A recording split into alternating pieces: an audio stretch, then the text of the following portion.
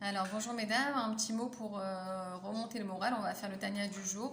Alors aujourd'hui l'Admorazaken il nous explique que pendant tout le temps de la galoute, en fait, ce qu'on fait à travers Torah et Mitzvot, c'est d'élever les étincelles de divinité qui sont enfermées dans la matière. Et en fait, on fait de cette matérialité qui est neutre à la base. Il y a deux sortes de clipotes, d'écorce, on va dire. Il y a des choses qui appartiennent au domaine de la sainteté, des choses qui appartiennent au domaine neutre et des choses qui appartiennent au domaine des trois écorces d'impureté, donc qui sont complètement impures. Okay, donc en fait, on nous explique que c'est quoi la Géoula, c'est quoi Mashiach et Triat Hametim. Qu'est-ce qu'il va y avoir comme différence? C'est qu'en fait, aujourd'hui, quand on fait un Maaseh Tov, quand on fait une mitzvah, on ne voit pas la lumière qui sort de ça. Quand il y aura Mashiach, ça sera quoi la différence? C'est qu'on va voir tout le résultat de la lumière Or En Sof, Baruchu, ça veut dire qu'on va voir la lumière infinie de Dieu qu'on a créé dans ce monde tout le temps de l'exil sur terre.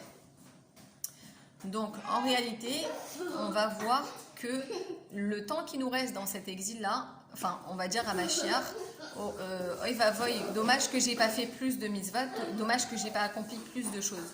Parce qu'on va voir en fait le dévoilement de cette lumière infinie.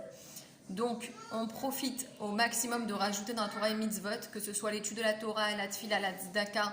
En ce moment, c'est Avat Rinam, donc la Avat Israël entre nous et avec l'humanité, parce qu'il faut s'inquiéter que chacun ait ce qu'il faut, etc. à la maison, pour les gens qui sont en confinement total.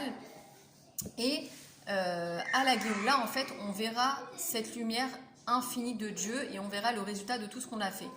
Quand on fait une mitzvah, c'est-à-dire de tfila, tzedaka, étudier la Torah, etc., ce qu'on fait, c'est qu'on prend quelque chose qui appartient au domaine neutre et on le rend dans la Gdusha, on le rend dans la sainteté.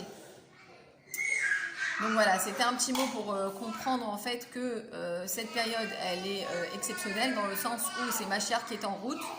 Donc profitons-en au maximum pour accomplir encore des mitzvot, encore une tfila, encore des maasim tovim.